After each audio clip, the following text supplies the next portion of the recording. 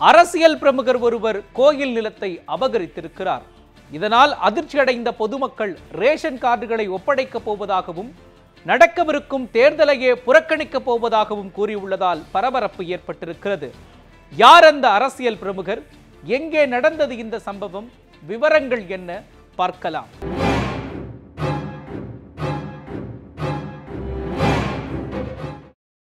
அரசியல் கட்சி ஒன்றின் பிரமுகரான இவர் மீதுதான் நில அபகரிப்பு புகார் எழுந்துள்ளது. இதனால் பாதிக்கப்பட்ட மக்கள் கூட்டம் கூட்டமாக குமுறிக் கொண்டிருக்க பரபரப்பு ஏற்பட்டுள்ளது.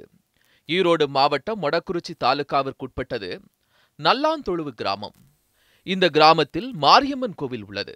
இதன் அருகே 3000 சதுர அடியில் அரசு புறம்போக்கு நிலம் அமைந்துள்ளது. கோவில் திருவிழாவின் போது பொதுமக்கள் இந்த நிலத்தில் பொங்கல் வைத்து வழிபடுவார்கள். தற்போது இந்த நிலத்தை தான் அரசியல் பிரமுகர் அபகரித்து விட்டதாக குற்றச்சாட்டு எழுந்துள்ளது. இதே கிராமத்தை சேர்ந்தவர் மல்லிகா.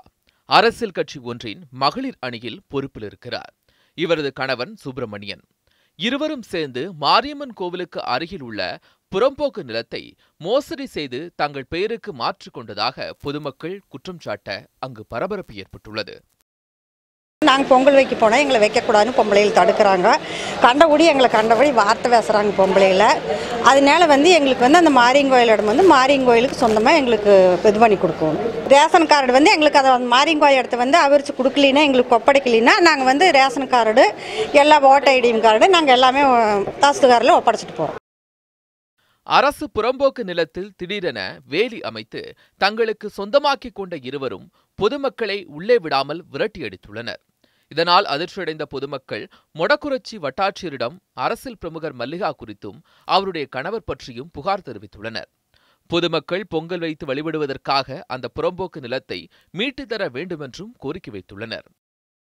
கோயில் உபயோகப்படுத்திய இடத்தை இன்னைக்கு எங்களுக்கு உள்ளே வரக்கூடாது அப்படிங்கிற மாதிரி அதனுடைய நாங்கள் பொங்கல் வச்சுக்கிறது வைக்கக்கூடாது அப்படின்னு ப்ரெஷர் கொடுக்குறாங்க. அதனால் எங்களுக்கு வேறு வழி இல்லை. அதனால் ரேஷன் கார்டை ஒப்படைத்துட்டு தேர்தல் புறக்கணிக்கலாம் என்றும் தெளிவான முடிவில் இருக்கிற ஊர் பொதுமக்கள் சார்பாக மாவட்ட நிர்வாகம் உடனடியாக தலையிட்டு அந்த நிலத்தை மீட்டு தர வேண்டும் என்றும், அப்படி இல்லை என்றால் ரேஷன் அட்டைகள் உள்ளிட்டவற்றை திரும்பி தருவதோடு தேர்தலையும் புறக்கணிக்கப் போவதாக கிராம மக்கள் அதிரடியாக முடிவெடுத்துள்ளனர்.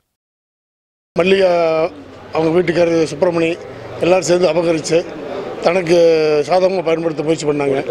போலி பத்திரம் தயாரித்து அதை பதிவு செஞ்சுருக்காங்க. அதை ஆக்கிரமிப்பு பண்ணுறது தடுக்க போகிறப்ப மேற்கொண்டு ஆளுங்கட்சி வச்சு பயன்படுத்தி எங்களை அந்த இடத்துக்கு வரக்கூடாதுங்கிற மாதிரி முடிவு பண்ணி தொந்தரவு பண்ண நாளைக்கு நான் இந்த இடத்த ஊர் மக்களால் சேர்ந்து எங்களுக்கு பட்டாப்படி கொடுத்து சொல்லி கேட்கறதுக்காக தாசில்தார்கிட்ட வந்திருக்கேன். தேர்தல் நெருங்கிக் கொண்டிருக்கும் நிலையில் அரசியல் பிரமுகர் ஒருவர் மீது நில அபகரிப்பு புகார் எழுந்துள்ளது அதிர்ச்சியை ஏற்படுத்தியுள்ளது. இதனால் பாதிக்கப்பட்ட மக்கள் தேர்தலை புறக்கணிக்கப் போவதாகவும் முடிவு செய்துள்ளதால் பரபரப்பு ஏற்பட்டுள்ளது. கு. இளங்கோவன், நியூஸ் 7 தமிழ், ஈரோடு.